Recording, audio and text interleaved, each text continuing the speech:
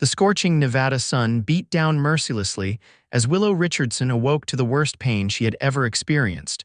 Her wrists, raw and bleeding from the coarse rope, binding her to the weathered fence post at the edge of Lovelock.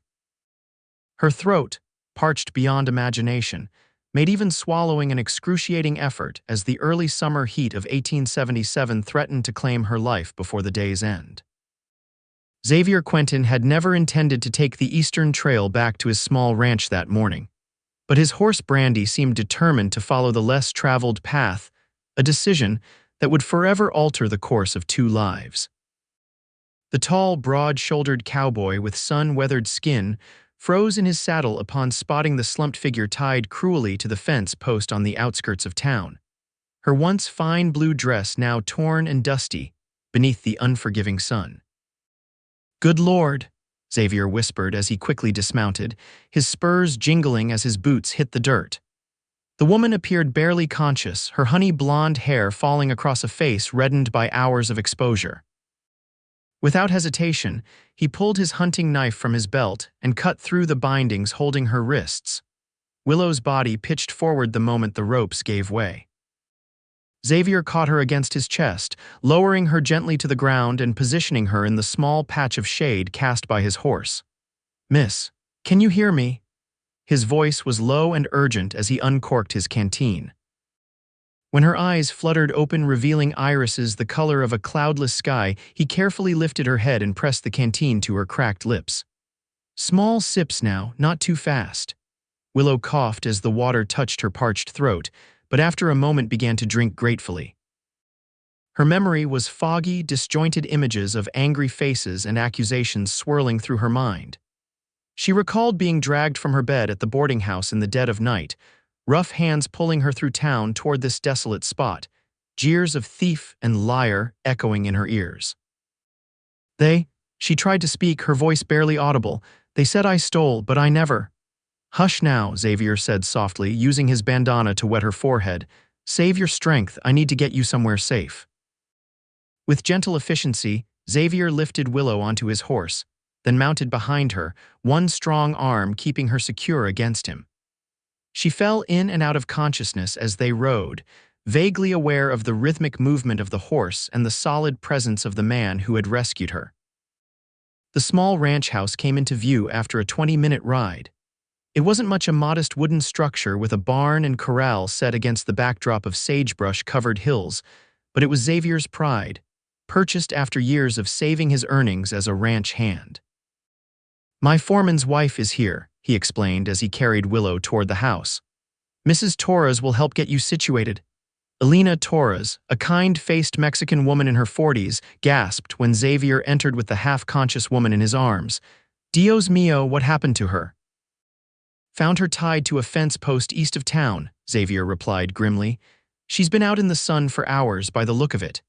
"Bring her to the spare room," Elena directed, already moving to prepare the bed. "I will fetch water and medicines." As Xavier gently placed Willow on the bed, she grasped his wrist with surprising strength. "Thank you," she whispered, her blue eyes locking with his deep brown ones. "They would have left me there to die." "Who did this to you?" Xavier asked, his jaw tightening with controlled anger.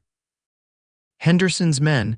They said I stole money from the saloon till," she managed before exhaustion claimed her again. "But I didn't. I swear I didn't." Elena returned with water, salves for Willow's raw wrists, and a tonic for the sun exposure. "You should leave now, senor," she said firmly to Xavier. "I will tend to her wounds and get her comfortable." Xavier nodded, reluctantly stepping out of the room, his mind filled with questions. Virgil Henderson owned the Silver Dollar Saloon in Lovelock, a powerful man with influential friends, including Sheriff Watts, a man known more for his ability to look the other way than for upholding the law. Later that evening, after Elena assured him the young woman was resting comfortably, Xavier sat on his porch watching the sunset paint the Nevada landscape in hues of orange and purple. He couldn't shake the image of Willow tied to that post, left to the mercy of the elements. What kind of men would do such a thing to a woman? And why was he so certain she was telling the truth about her innocence? Inside the spare bedroom, Willow awoke disoriented. momentarily panicking at the unfamiliar surroundings until the events of the day came rushing back. Her wrists had been bandaged and someone had changed her into a clean nightgown. A lantern burned low on the bedside table, casting soft shadows across the simple but tidy room. The door creaked open and Alina entered carrying a tray with a bowl of stew and cornbread. "Ah, you are awake. Good. You need to eat to regain your strength." "Where am I?" Willow asked, her voice stronger but still raspy. "The Quentin Ranch, about 3 miles outside of Lovelock," Alina replied, helping Willow into a sitting position. "Xavier Senor Quentin, he found you and brought you here." "The cowboy," Willow murmured, remembering his kind eyes and gentle hands. "He saved my life." He is a good man," Alina said, offering a spoonful of stew. "Not like some in this territory. Now eat and then you can tell me what happened."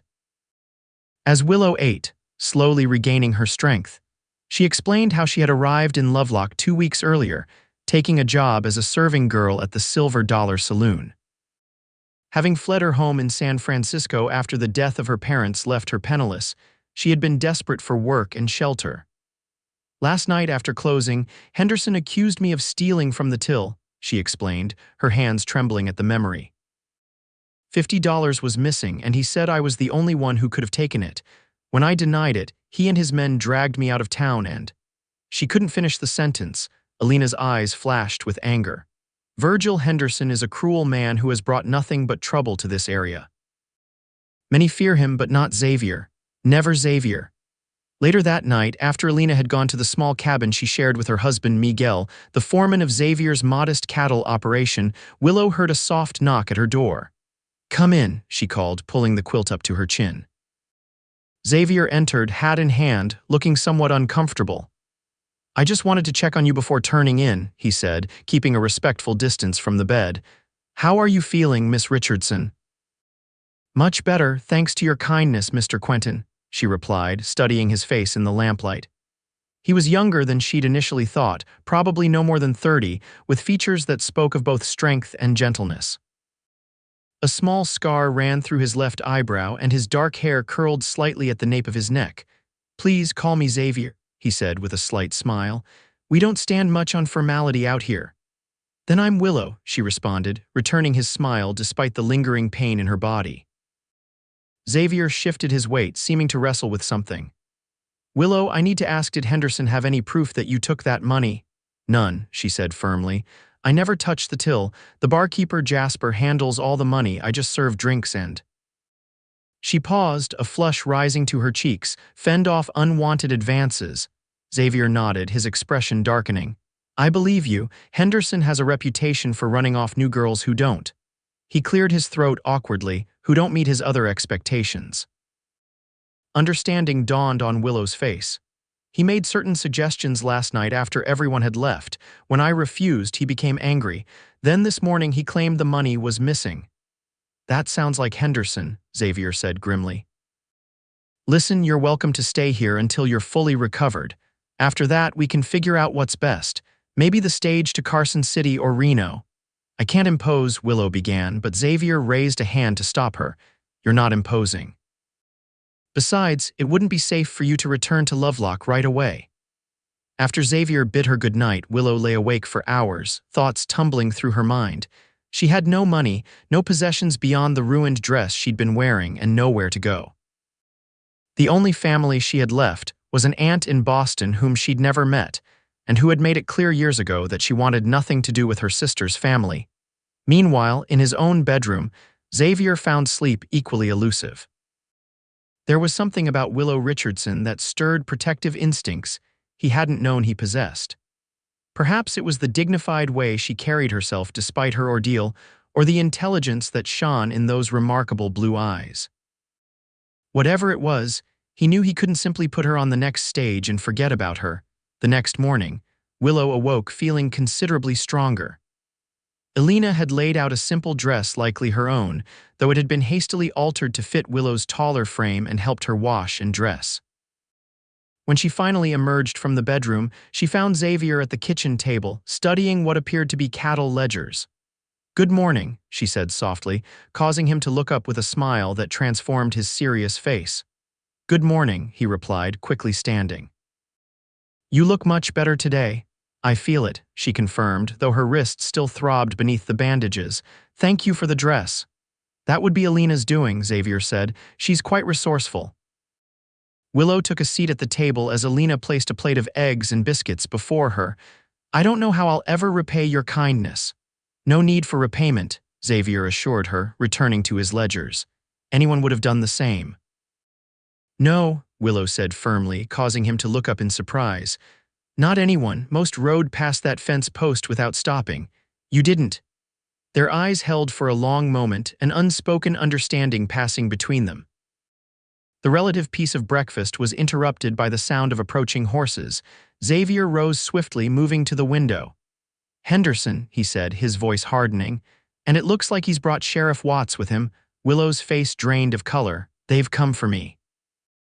Stay inside, Xavier instructed, reaching for his gun belt hanging by the door. Alina, take Willow to the back room if necessary. Virgil Henderson was a tall, powerfully built man in his 40s, with a florid face and cold eyes that revealed nothing of his thoughts. Sheriff Watts, by contrast, was small and wiry, with a nervous demeanor that suggested he was more accustomed to taking orders than giving them. Quentin, Henderson called as Xavier stepped onto the porch. I understand you're harboring a thief on your property. I'm harboring no thieves, Xavier replied evenly. Just offering shelter to a woman who was left to die under circumstances that would interest the territorial marshal. Henderson's face darkened. That woman stole $50 from me. Sheriff Watts here has a warrant for her arrest. Sheriff Watts shifted uncomfortably in his saddle. Now, Xavier, don't make this difficult. Just hand over the girl and we can all get back to our business.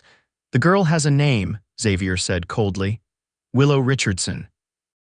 And before you take her anywhere, I'd like to see some proof of this alleged theft. I don't need to prove anything to you, Henderson snapped. The money's missing and she was the only one with access to the till last night. What about your barkeeper, Jasper? Xavier challenged. From what I understand, he handles the money, not the serving girls. A flicker of surprise crossed Henderson's face. Jasper's worked for me for years. He wouldn't steal from me. And yet you're quick to accuse a young woman who's been in town less than 2 weeks, Xavier noted. Seems convenient. Sheriff Watts cleared his throat. Look, Xavier, I got a sworn statement from Henderson and 2 witnesses saying they saw her near the till when no one else was around. That's enough for me to bring her in. 2 witnesses? Xavier asked skeptically. Let me guess, your bouncers, the Ritter brothers. The same men who dragged her out of town and tied her to that fence post. We didn't tie nobody to no fence post, Sheriff Watts protested, though his eyes slid away from Xavier's direct gaze. So you're saying she tied herself up and decided to sit in the sun for hours? Xavier's voice dripped with sarcasm. I found her nearly dead from exposure, with rope burns on her wrists that Alina's treating right now. Would you like to see them? Henderson's expression turned calculating. Maybe we can come to an arrangement, Quentin. I know you're having trouble making your bank payments on this place. He gestured around at the modest ranch. I could forget about the stolen money, maybe even help you out financially if you'd be willing to share the girl's company. Xavier's hand moved to rest on his holstered pistol. Get off my property, Henderson, and take your pet sheriff with you. For a tense moment, it seemed Henderson might challenge him, but something in Xavier's steady gaze caused him to reconsider. This isn't over, Quentin. That girl's a thief, and sooner or later she'll steal from you too. He turned his horse with an angry jerk of the reins. Come on, Sheriff, we'll return with more men. After they'd ridden away, Xavier remained on the porch, watching until they disappeared from sight. When he turned to go inside, he found Willow standing in the doorway, her face pale but composed. You shouldn't have done that, she said softly. Now you've made an enemy for my sake. Henderson was already no friend of mine, Xavier replied. His greed has been squeezing small ranchers like me out of business for years. Is it true what he said? About the bank payments? Xavier hesitated, then nodded. The drought last year hit us hard. Cattle prices are down and the bank's been pressing, but that's my concern, not yours. It becomes my concern when my presence brings you more trouble, Willow insisted. Perhaps I should leave, find my way to another town. And go where? Xavier asked. With what money? In what clothes? No, you'll stay here until you're fully recovered and then we'll figure something out together. The word together hung in the air between them, carrying implications neither was ready to explore. Over the next week, Willow gradually regained her strength. Though still wary of venturing too far from the ranch house, she insisted on making herself useful, helping Alina with cooking and household tasks. Xavier noticed how quickly she learned, adapting to ranch life with a determination that impressed him. One evening, as they sat on the porch watching the sunset, Willow turned to Xavier with curiosity in her eyes. "How did you come to own this ranch? You seem young to have your own place." Xavier smiled, his gaze fixed on the distant mountains. "My father was a 49er who struck it moderately lucky in the gold fields, not rich, but comfortable enough to buy this land when Nevada was still a territory. He raised cattle here until a fever took him 5 years ago." "I'm sorry," Willow said, genuinely sympathetic. "You must miss him." "Every day," Xavier acknowledged. "He taught me everything I know about ranching. My mother died when I was young, so it was just the two of us for many years." "No siblings, none that lived," he replied quietly. "What about you? You mentioned San Francisco." Willow's eyes clouded with memories. "My father was a bookkeeper for a shipping company. We lived modestly but happily until the influenza took both my parents last winter. The company claimed my father had outstanding debts, so they seized our home and possessions. I worked as a seamstress for a while, but the pay was barely enough for room and board. So you came east," Xavier finished for her. "I had dreams of reaching Denver, perhaps finding work as a schoolteacher," she admitted with a small laugh. "I've always loved books, and my father ensured I received a good education, but my funds ran out in Lovelock and Henderson was hiring, so—" "You did what you had to survive," Xavier said, his admiration for her growing. "There's no shame in that."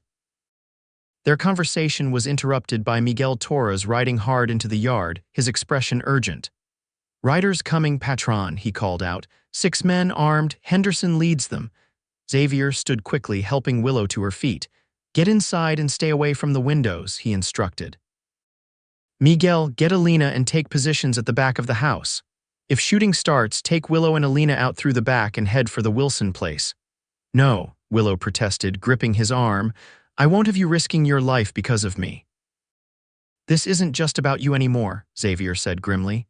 "Henderson's been looking for an excuse to run me off this land for years. Now go inside." As Henderson and his men rode into the yard, Xavier stood alone on the porch, his rifle held casually but ready. Sheriff Watts wasn't among the riders this time, but Xavier recognized the Ritter brothers and several other rough-looking men who frequented the Silver Dollar Saloon. "That's far enough, Henderson," Xavier called when they were within earshot. Henderson signaled his men to halt. "I've come for what's mine, Quentin, the girl and the money she stole." "We both know she didn't steal anything," Xavier replied. "This is about her refusing your advances, nothing more." Henderson's eyes narrowed. "You calling me a liar, boy?" "I'm calling you a man who uses his power to take advantage of those weaker than himself," Xavier said steadily. "And I'm telling you for the last time to leave my property." One of the Ritter brothers, a burly man with a scarred face, spat on the ground. 6 against 1, Quentin, bad odds." 3 against 6, came Miguel's voice as he emerged from the side of the house, shotgun in hand. At the same moment, Alina appeared at an upstairs window, a rifle barrel visible in her capable hands. Henderson surveyed the situation with cold calculation. "You're willing to risk your life and the lives of your workers for a woman you barely know. She must be something special in bed." Xavier's grip on his rifle tightened. "One more word like that, and I'll forget I was raised to be civilized." Inside the house, Willow watched through a crack in the curtains, her heart pounding. The standoff in the yard could explode into violence at any moment, and it would be her fault. She couldn't let Xavier and the Torres family risk their lives for her. Making a split-second decision, she moved to the front door and stepped onto the porch beside Xavier. "Willow, get back inside," Xavier hissed, not taking his eyes off Henderson's men. "No," she said firmly. "This ends now."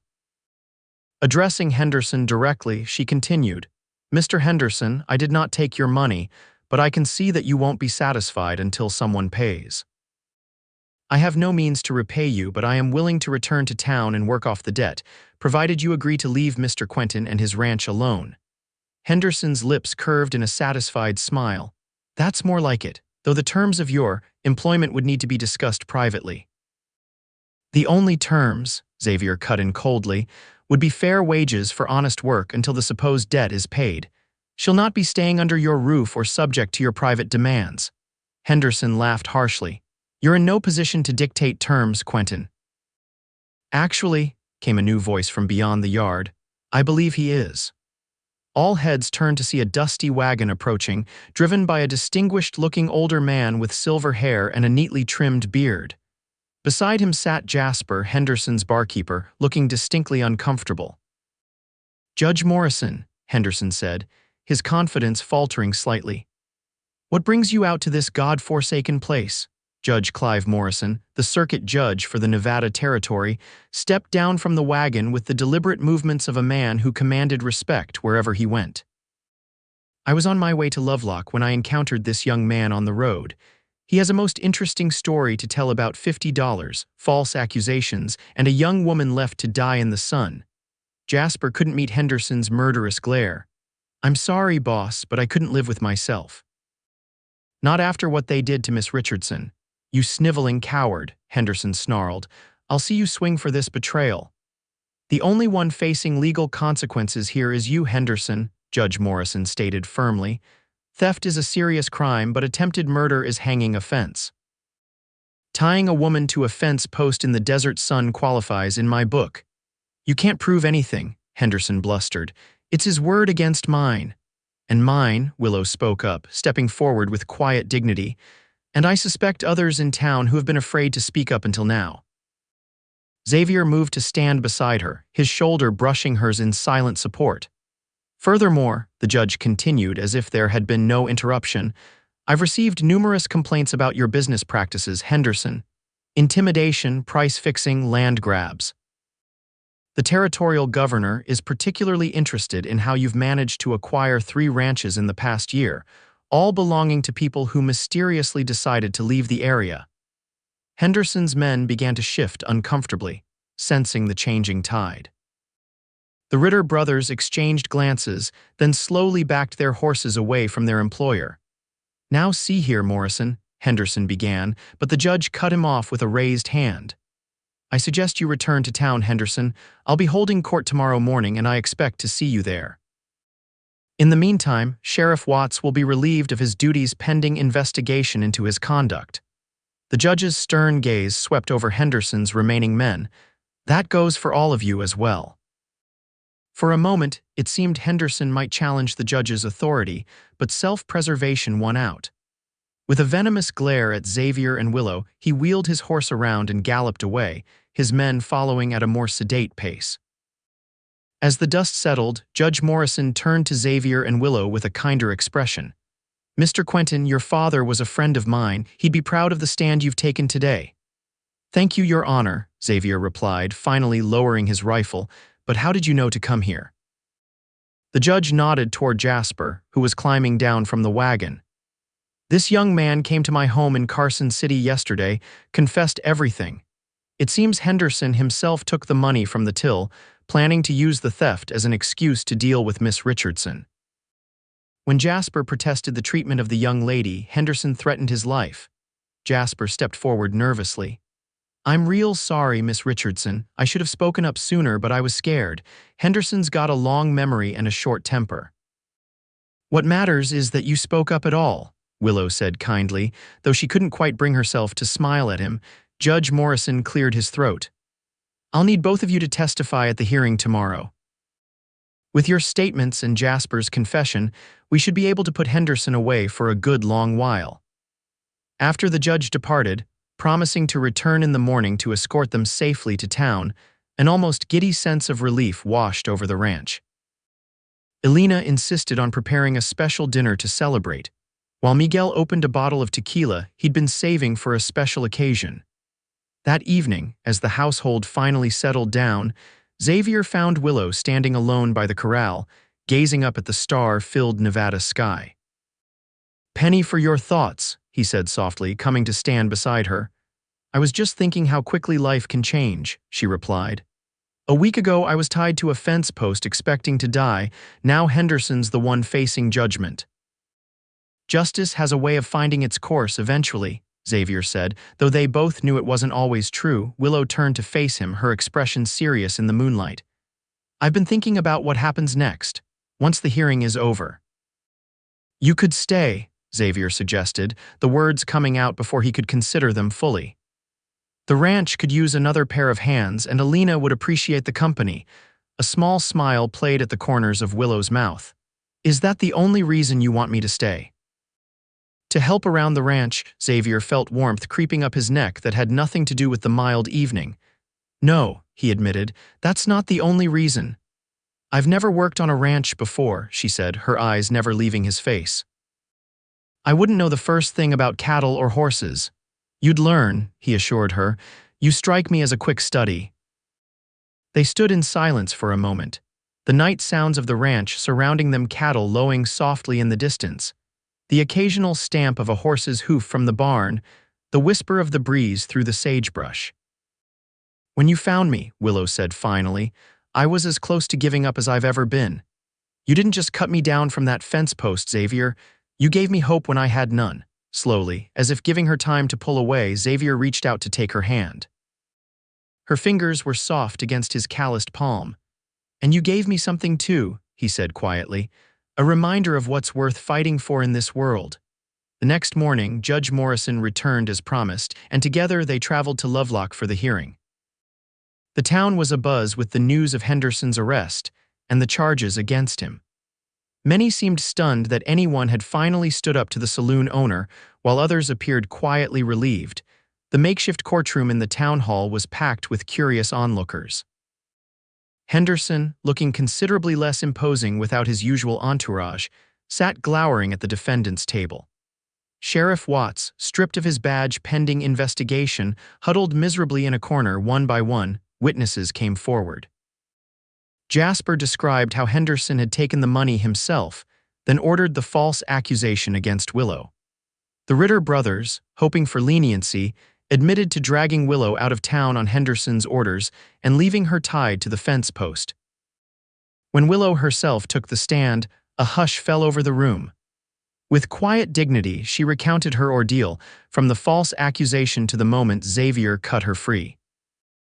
Throughout her testimony, she kept her head high, her voice steady, though Xavier could see the slight trembling of her hands clasped tightly in her lap. Finally, Xavier testified about finding Willow and the confrontations with Henderson at his ranch. As he spoke, he noticed several townspeople nodding in agreement, particularly when he mentioned Henderson's tactics to drive smaller ranchers out of business. Judge Morrison listened to all testimony with impassive attention, asking occasional clarifying questions. When the last witness had spoken, he cleared his throat and addressed the packed room. In my 30 years on the bench, I have seen many examples of man's inhumanity to man, but few as calculated and cruel as what transpired here, he began, his gaze fixed on Henderson. To falsely accuse an innocent woman of theft, then sentence her to what was essentially a slow execution, goes beyond criminal behavior into the realm of pure malice. Henderson started to protest, but the judge silenced him with a raised hand. Virgil Henderson, I find you guilty of theft, false accusation, kidnapping, and attempted murder. I sentence you to 20 years in the Nevada Territorial Prison. The judge turned to Sheriff Watts. As for you, sir, your complicity in these events and your failure to uphold the law you swore to protect will be addressed in a separate hearing next week. As the judge's gavel fell with finality, a spontaneous cheer erupted from many in the crowd. Henderson was led away in chains, his face a mask of hatred as he passed Xavier and Willow. This isn't over, Quentin, he hissed. I've got friends in Carson City who'll see me free, and when they do... Keep walking, Henderson, the deputy escorting him ordered, giving him a firm push forward.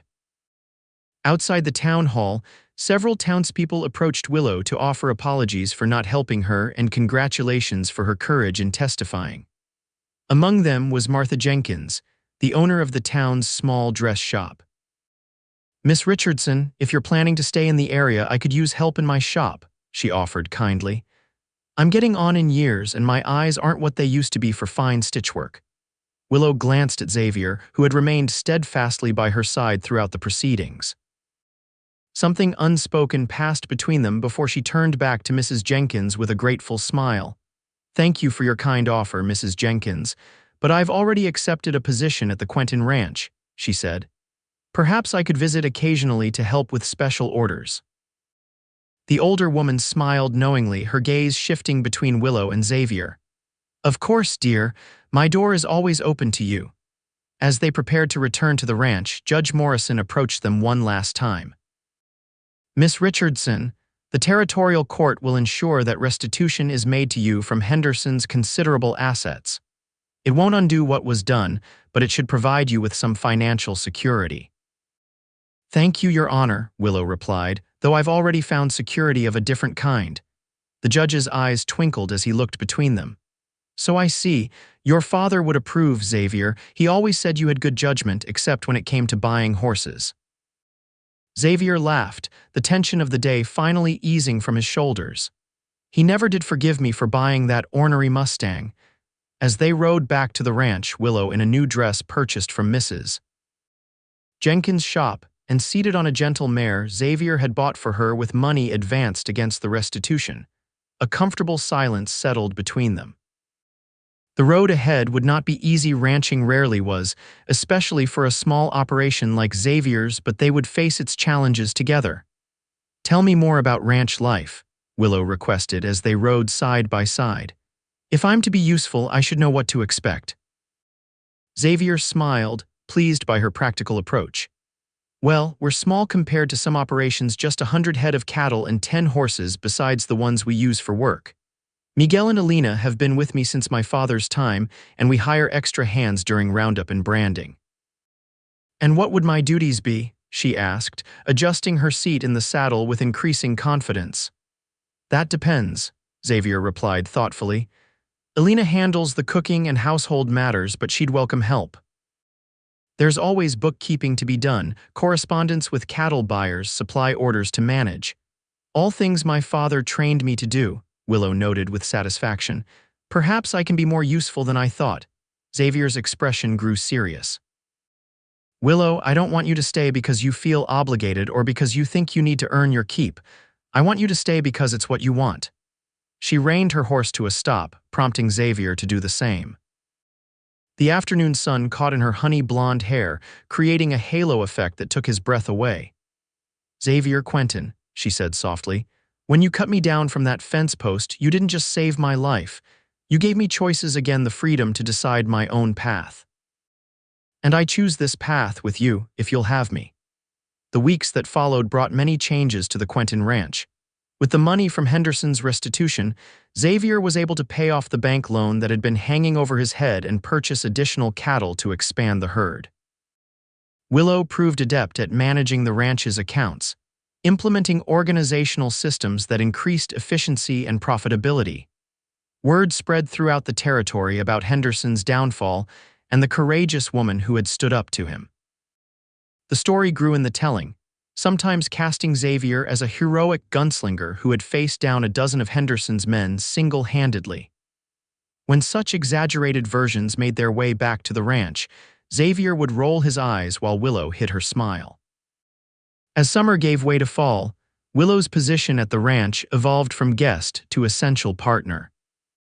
She learned to ride properly, to identify the different grasses that indicated good grazing land, and even to help with simple ranch tasks like mending fences and tending the kitchen garden Alina had established years ago. The changing relationship between Xavier and Willow did not go unnoticed by the Torres family. Alina would sometimes catch them exchanging lingering glances across the dinner table, while Miguel observed with quiet approval how the young boss seemed happier and more settled than he had been in years. One crisp October evening, Xavier asked Willow to ride with him to a special spot on the property, a small plateau overlooking a natural spring that formed a pristine pond. The cottonwood and aspen trees surrounding the water had turned brilliant shades of gold in the autumn weather, and the setting sun painted the scene in warm hues of amber and rose. "My father proposed to my mother here," Xavier explained as they dismounted. "He always said it was the most beautiful spot on the ranch." "He was right," Willow agreed, taking in the breathtaking view. "It's magnificent." Xavier took her hand, guiding her to a flat rock beside the pond. They sat together, watching as the sun's final rays gilded the landscape. "Do you remember what you said the day of Henderson's trial?" Xavier asked, his voice low. "About me giving you choices again," Willow nodded, her heart beginning to beat faster. "I'd like to give you another choice now," he said, reaching into his pocket to withdraw a small object. Opening his palm, he revealed a simple gold ring with a small pearl set in the center. "It was my mother's. My father gave it to me before he died, said I should save it for the right woman." Willow's breath caught as Xavier slid from the rock to one knee before her. "Willow Richardson, these past months have shown me what it means to truly share my life with someone. You've brought light and purpose to this ranch and to me. Would you do me the honor of becoming my wife?" Tears welled in Willow's eyes as she looked from the ring to the face of the man who had saved her in every way a person could be saved. "Yes," she whispered. "Yes, Xavier, I will marry you." His hands trembled slightly as he slipped the ring onto her finger. It fit perfectly, as if it had been made for her all along. When he rose to kiss her, the last light of day surrounded them in a golden glow that seemed to promise a future as bright as the moment itself. They were married 2 weeks later in a small ceremony at the ranch, with Judge Morrison officiating and the Torres family serving as witnesses. Willow wore a gown of ivory silk ordered from San Francisco, while Xavier donned a new black suit that made him look, in Alina's approving words, like a true gentleman rancher. As they exchanged vows beneath an arch of autumn flowers that Alina had constructed, Willow thought of the journey that had brought her to this moment, from desperate serving girl to accused thief to beloved bride. She thought of the fence post where she had nearly died and the man whose kindness had given her a new life. "I now pronounce you husband and wife," Judge Morrison declared with evident pleasure. "Xavier, you may kiss your bride."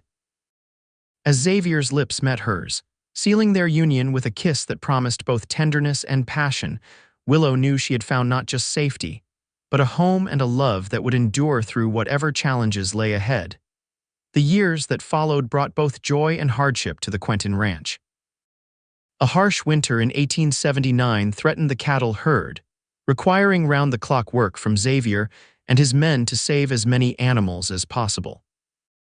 Through blizzards and bitter cold, Willow remained a steady presence, keeping the ranch house warm and welcoming, riding out with supplies when the men couldn't return to the main house, and even helping to deliver calves when necessary. The spring of 1880 brought welcome compensation for the difficult winter record cattle prices that allowed Xavier to expand the ranch's holdings and build a larger, more comfortable home for his growing family. For Willow had discovered, just as the last snow melted, that she was expecting their first child. Their son, Thomas James Quentin, arrived on a warm November evening in 1880, with Alina serving as midwife and Xavier pacing anxiously outside the bedroom door until the infant's strong cry announced his arrival. When Xavier was finally allowed to enter, the sight of Willow cradling their son with tired but radiant joy brought tears to his eyes. "He has your chin," Willow said softly as Xavier carefully sat beside her on the bed, gently touching the newborn's tiny face. "And your eyes, I think," Xavier replied, though it was too soon to be certain of the baby's eye color. "He's perfect, Willow. Absolutely perfect." As Thomas grew from infant to toddler, the ranch prospered under Xavier and Willow's joint stewardship. Willow's organizational skills and head for business complemented Xavier's practical knowledge of cattle and land management. Together, they weathered the unpredictable cycles of ranching life: drought years, followed by abundance, market fluctuations that could make or break smaller operations. In the spring of 1883, their family expanded again with the birth of twin daughters, Sarah Alina and Rebecca Maria. Xavier joked that the Quentin Ranch was now guaranteed to have the prettiest cowgirls in the territory, while secretly marveling at how his life had been transformed by love and fatherhood. The town of Lovelock changed as well over the years. With Henderson's influence removed, smaller businesses flourished, and the community grew less tolerant of the lawless elements that had once dominated. When Sheriff Watts was removed from office following his hearing, the town elected a former Army officer named Daniel Cooper. whose fair but firm approach to law enforcement earned him respect throughout the county. The Silver Dollar Saloon, once Henderson's stronghold, was purchased by Jasper with a loan from the Territorial Bank, transformed into a more respectable establishment where local ranchers and townspeople could gather without fear of being cheated or threatened. Willow occasionally visited town to shop or to help Mrs. Jenkins with special sewing orders during busy seasons. Though some of the old-timers still whispered about the woman who brought down Henderson, most greeted her with genuine respect and friendship.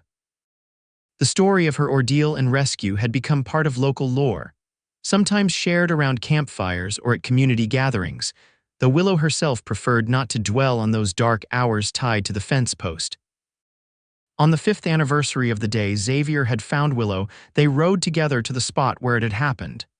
The old fence post still stood, weathered and gray against the Nevada landscape. Xavier had suggested they avoid the place, but Willow had insisted. "I need to see it," she explained as they approached on horseback, "to remind myself how far we've come." They dismounted, and Willow walked slowly to the post, touching it with hesitant fingers. The rough wood held no power over her now, just memories that had lost their ability to wound. "Sometimes I still can't believe you came along this road that day," she said, looking back at Xavier. "Of all the paths you could have taken." Xavier moved to stand beside her, taking her hand in his. "Brandy chose the path, remember? My horse had more sense than I did." Willow smiled, leaning against his shoulder. "Then I owe my life to a horse with good judgment. And I owe my happiness to a woman with extraordinary courage," Xavier replied, pressing a kiss to her temple. That night, after the children were asleep, Xavier found Willow on the porch of their home, gazing up at the star-filled sky just as she had the night after Henderson's arrest. "What are you thinking about, Mrs. Quentin?" he asked, sitting beside her on the bench they had placed to enjoy the evening views of their land. "I was thinking about Shade," she said cryptically. "Shade?" Willow turned to him, her blue eyes reflecting the starlight. "When you found me that day, the first thing you did was move me into the shade of your horse. Such a simple act of kindness, but it meant everything in that moment to be sheltered, protected from the sun that had been burning me for hours." Xavier took her hand, his thumb tracing the wedding band that had replaced his mother's ring when they married.